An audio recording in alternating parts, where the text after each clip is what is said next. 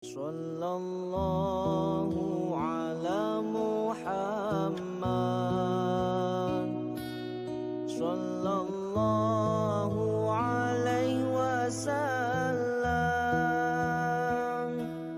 sallallahu ala Muhammad, sallallahu alaihi wasallam. Assalamualaikum warahmatullahi wabarakatuh.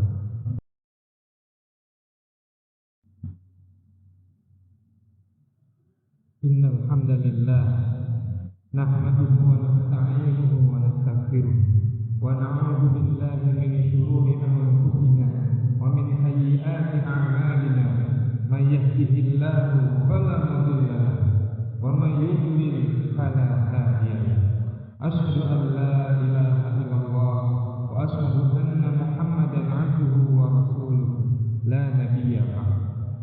Allahumma shalli wa sallim ala Muhammadin wa ala alihi wa ashabihi wa man tabi'ahum bi ihsanin ila yaumiddin. Ibadallah, usikum wa nafsi bi taqwallahi wa ta'atihi faqad fazal muttaqun. Qala ta'ala: ya ayyuhalladzina amanu taqullaha haqqa tuqatih wa la tamutunna illa wa antum muslimun. Wa qala: ya ayyuhalladzina amanu taqullaha wa qulu qawlan sadida yuslih lakum a'malakum wa yaghfir lakum dhunubakum wa man yuti'illaha wa rasulahu faqad faza fawzan 'azima. Jamaah sidang Jumat yang dirahmati Allah, puji dan syukur senantiasa kita panjatkan hadirat Allah Subhanahu wa taala yang telah memberikan kepada kita berbagai nikmat dan berbagai karunia yang jika kita ingin menghitungnya maka tidak akan pernah kita sanggup untuk melakukannya. Salawat dan salam semoga tercurahkan kepada baginda Nabi Muhammad sallallahu alaihi wasallam, juga kepada keluarganya, pada sahabatnya, dan kepada pengikutnya hingga akhir zaman.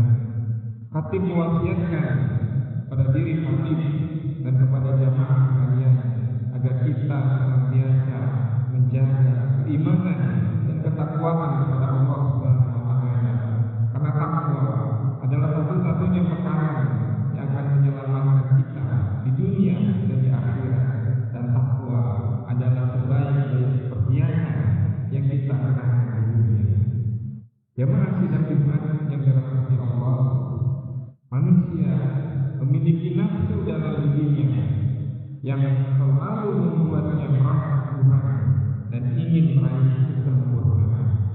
Sifat ini bisa berdampak positif karena manusia dengan demikian bisa terus mengembangkan dirinya, bisa terus memperluas ilmunya dan mengembangkan pengetahuannya, dan dia berinovasi dan bekerja untuk mendapatkan penghidupan yang lebih baik dari yang dia dapatkan saat ini. Namun sifat ini juga bisa memiliki dampak negatif, yaitu ketika manusia selalu merasa kurang atas apa yang dia peroleh dan apa yang dia dapatkan, sehingga dia tidak pernah merasa cukup. Rasulullah sallallahu alaihi wasallam bersabda, dari Abdullah bin Abbas, an Abdullah bin Abbas radhiyallahu anhu, anna Rasulullah sallallahu alaihi wasallam qala: law anna libni adam wadiyan min dhahabin ahabba an yakuna lahu wadiyan wa lam yamla afahu illa turab wa yatubu Allahu ala man taab.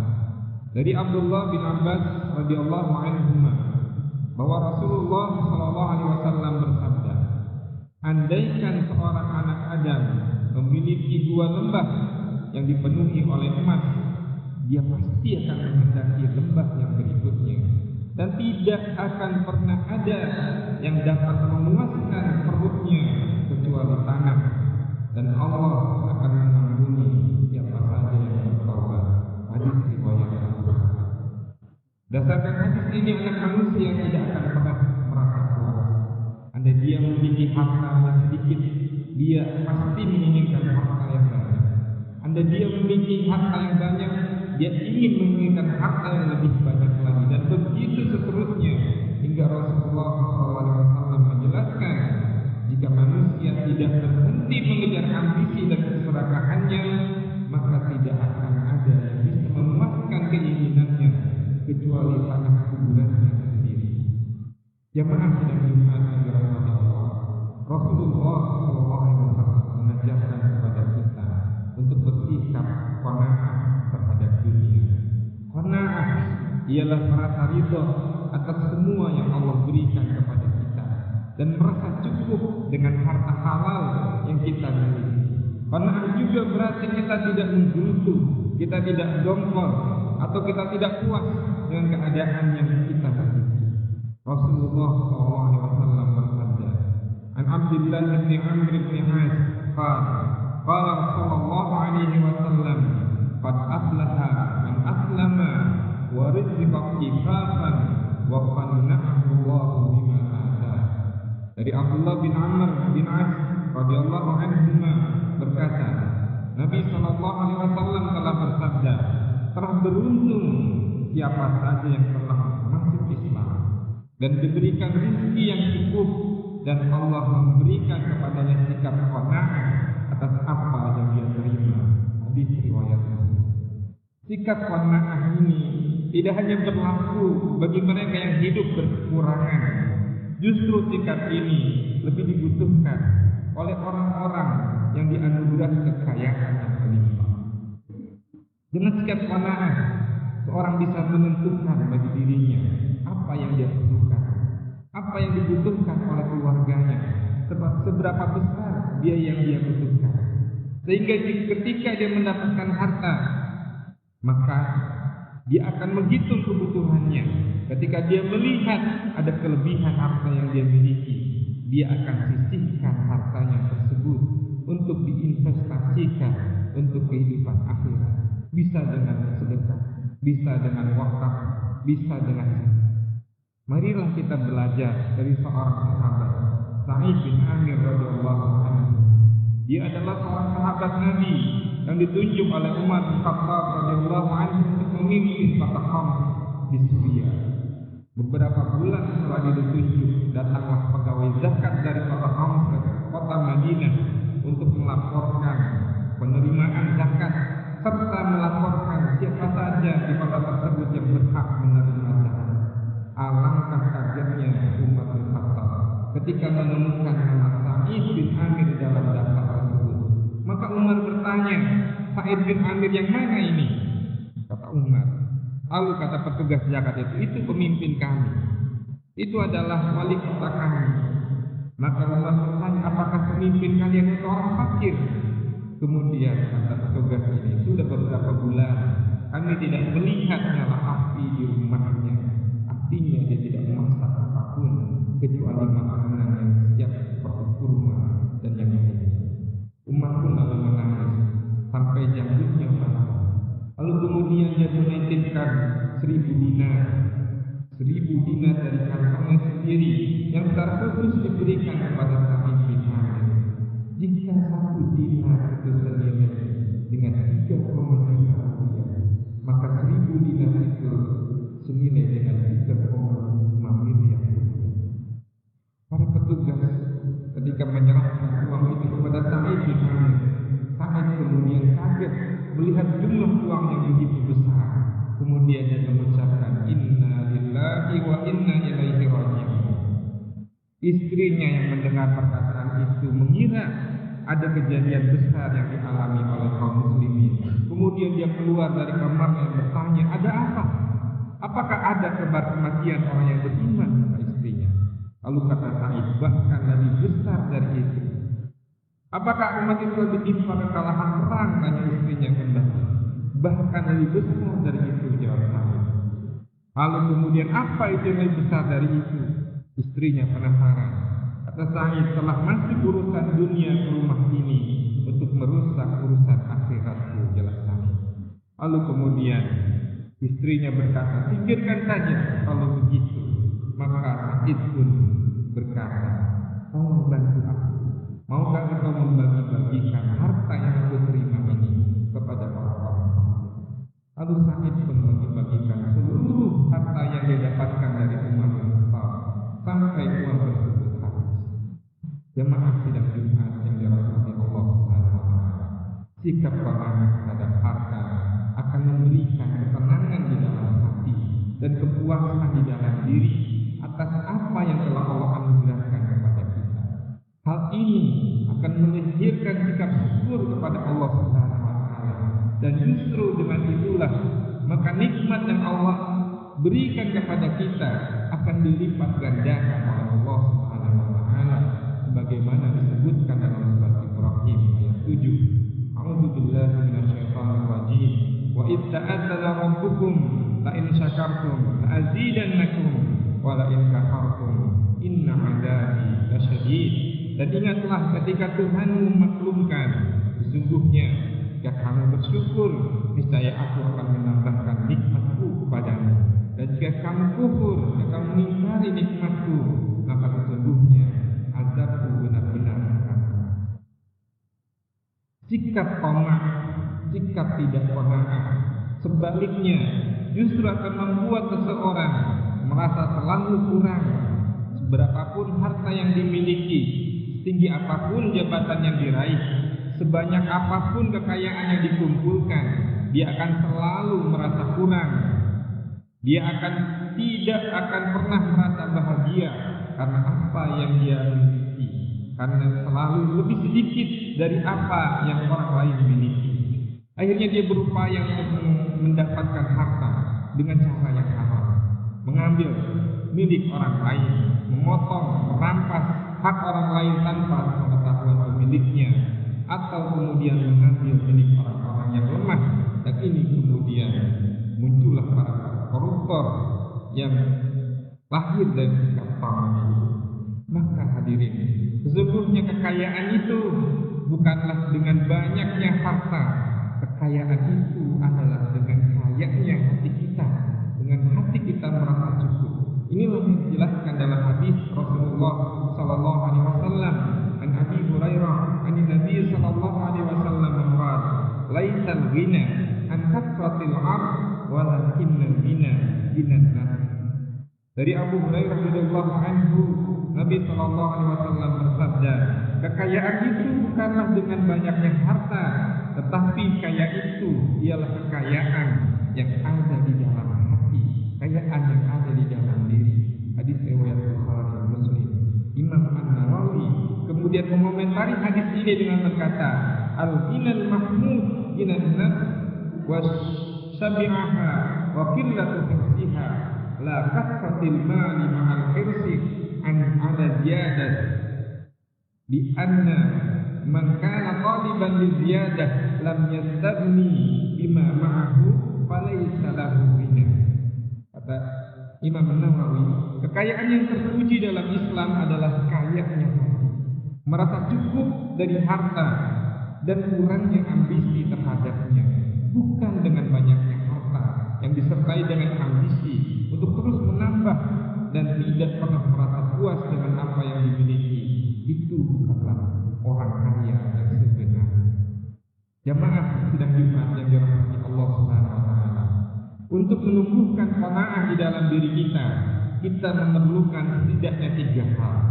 Yang pertama, kita perlu sadar bahwa berapapun harta yang kita miliki, betapa besar, kita harus menyadari betapa besarnya dan betapa banyaknya karunia yang telah Allah berikan kepada kita. Sebagaimana Rasulullah SAW sebutkan di dalam hadisnya, Rasulullah SAW bersabda, qala Rasulullah SAW, man asbaha minkum aminan fi sirbi mu'afan fi jasadih indahu qutu yaumi faka'annama hujizat lahu dunya. Akhrajahu Tirmidzi wa Ibnu Majah. Rasulullah bersabda, barang siapa di antara kalian yang berpagi hari dalam keadaan aman di tempat tinggalnya, tidak diperangi, tidak dalam keadaan perang, tidak ada musuh yang mencarinya, sehat anggota tubuhnya, tidak dalam keadaan sakit, dan dia mempunyai makanan untuk 1 hari itu saja, maka seakan-akan dunia telah dicukupkan baginya. Karena itu itulah sebetulnya dunia yang kita miliki. Sadarilah bahwa kebahagiaan itu tidak datang dari harta kekayaan. Kadang dia datang dari tubuh yang sehat. Kadang dia datang dari waktu yang harmonis bersama keluarga. Kadang dia datang dari makanan yang sederhana yang menyehatkan. Dan masih banyak lagi sumber-sumber kekayaan yang sebetulnya kita miliki sampai saat ini. Yang kedua, hendaklah kita tidak membanding-bandingkan kenikmatan yang kita dapatkan dengan kenikmatan yang didapatkan oleh orang lain yang jauh di atas kita. Tapi lihatlah kepada orang lain yang keadaannya di bawah kita, sebagaimana nasihat dari Rasulullah SAW. Unzuru ila man huwa asfala minkum wa la tanzuru ila man huwa fawqakum fa huwa ajdaru an la tazdaru ni'matallahi 'alaikum. Kata Rasulullah, lihatlah kepada siapa yang di bawah kalian dan janganlah kalian melihat kepada siapa yang berada di atas kalian. Sebab yang demikian itu lebih patut agar kalian tidak memandang remeh nikmat Allah yang telah Allah berikan kepada kalian. Yang ketiga, dapat kita mengetahui bahwa ikat kehidupan kita di dunia, kehidupan kita di dunia tidak akan abadi, dan apa yang kita kumpulkan tidak akan pernah kita bawa ke alam bawah, dan apa yang kita peroleh justru akan dimintai pertanggungjawabannya di hadapan Allah Subhanahu wa Ta'ala. Kadang-kadang manusia lupa bahwa nikmat yang paling besar bagi seorang hamba di dunia adalah ketika dia dapat mengisi waktunya untuk beribadah kepada Allah Subhanahu wa Ta'ala. Seorang Hatim bin Ahsan rahimahullah, suatu kali dia pernah melewatkan salat asar berjamaah.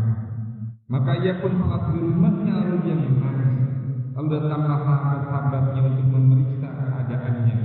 Maka dia menatap mereka yang datang ini, jumlahnya cuma sedikit saja. Dia lalu tambah bersedih. Para sahabat yang bertanya, wahai Hatim, apakah yang membuatmu menangis? Maka Hatim menjawab, andaikan aku kehilangan salah satu anakku, pastilah penduduk kota ini akan berbondong-bondong untuk bertakziah padaku. Tapi tatkala aku melewatkan salat berjamaah, tidak ada yang merasa sedih kecuali sedikit saja.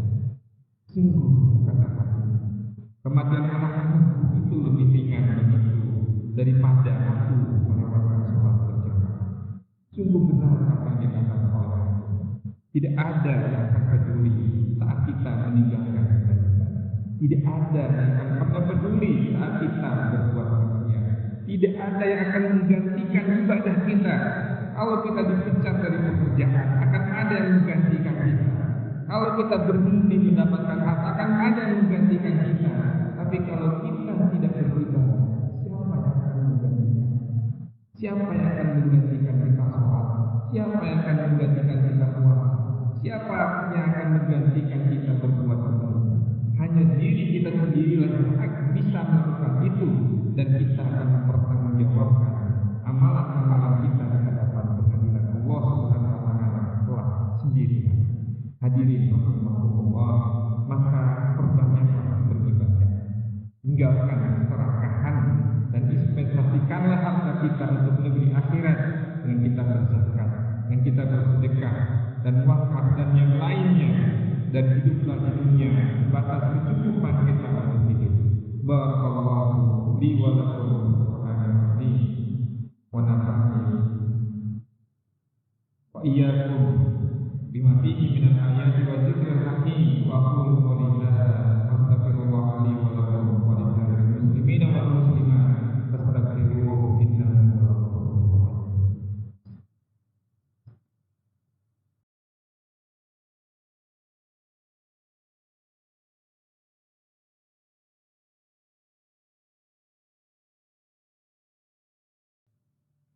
Alhamdulillah ala ihsanihi wa syukru lahu ala tawfiqihi wa amrina wa asyhadu an la ilaha illallah wahdahu la syarika lahu 'azimun sya'nihi wa asyhadu anna Muhammadan 'abduhu wa rasuluhu ad-da'iya ila ridwanihi sallallahu alaihi wasallam wa ala alihi wa sahbihi wa sallim tasliman katsiran amma ba'd. Ya ibadallah, ittaqullaha ta'ala wa la tamutunna illa wa antum muslimun wa'tasimu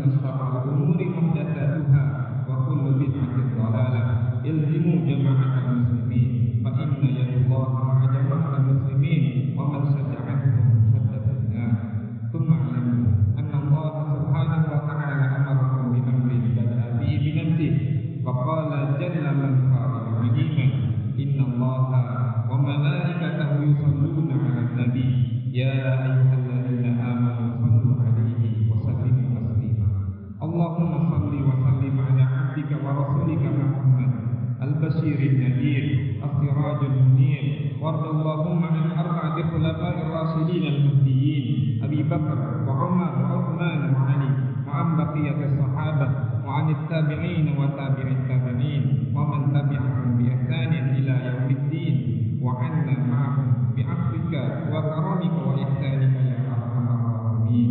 اللهم اغفر للمسلمين والمسلمات والمؤمنين والمؤمنات الأحياء منهم والأموات اللهم أعز الإسلام والمسلمين وأذل الشرك والمشركين ودمر أعداء الدين وانصر عبادك الموحدين اللهم اخذل اليهود والشيوعيين وجميع الملحدين ومن تابعهم ووالاهم اللهم انصر المجاهدين الذين يقاتلون لتكون كلمة الله هي العليا اللهم ادفع عنا البلاء والرياء والربا والزنا والزلازل والمحن وسوء الفتن ما ظهر منها وما بطن عن بلدنا هذا خاصة وعن سائر بلدان المسلمين عامة يا رب العالمين اللهم آمنا في أوطاننا واصلح وحفظ ولاة أمورنا اللهم وفقهم لما فيه عز دينك وانصر أمة الإسلام اللهم اجعلهم هداة المهتدين صالحين المصلحين اللهم ارزقهم بطانة الصالحة الناصحة لدينها وأمتها وابعد عنهم بطانة السوء يا حي يا قيوم اللهم ثبتنا على قولك